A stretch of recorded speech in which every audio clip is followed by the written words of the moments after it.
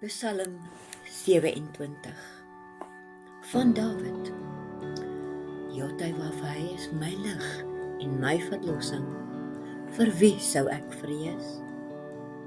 Jotywaf, hy is die verdediger van my lewe. Vir wie sou ek bang wees? As boosdoeners teen my kom om my te verteer, my teestanders en my vyande, struikel hulle self en val. Al slaan 'n leermag kamp op teen my, my binneste sal nie vrees nie. Al staan 'n oorlog teen my op, sal ek daarin verseker wees.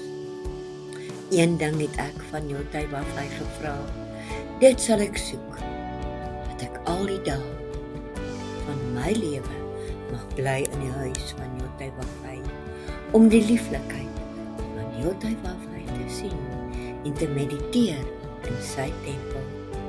Want op die dag van moeilikheid steek hy my weg in sy tent. Hy steek my weg in die geheime plek van sy tent.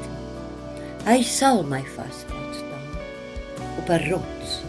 Nou sal my kop opgelig wees bo my vyande rondom my, en daarom sal ek in sy tent offer met uitroepe van vreugde.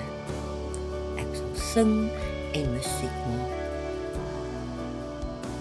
tot eer van Jotywaf. Hoor en luister na my stem, o Jotywaf, wanneer ek na u toe uitroep. Wys my onverdiende guns en antwoord my.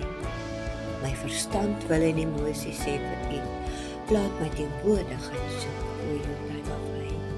Moenie u gesig van my af wegdraai nie, my moeilikheid gee in u woede nie. U is my hulp, verstoot en verlaat my nie, o God van my verlosser, my Yeshua.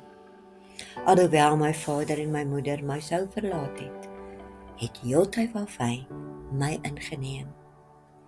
Leer my u lewenswyse, o Jotywaf, en lei my op u regte paaie. Gee my nie oor in die hande van my teestanders nie, want valse getuies het teen my opgestaan en gewelddadig gepraat.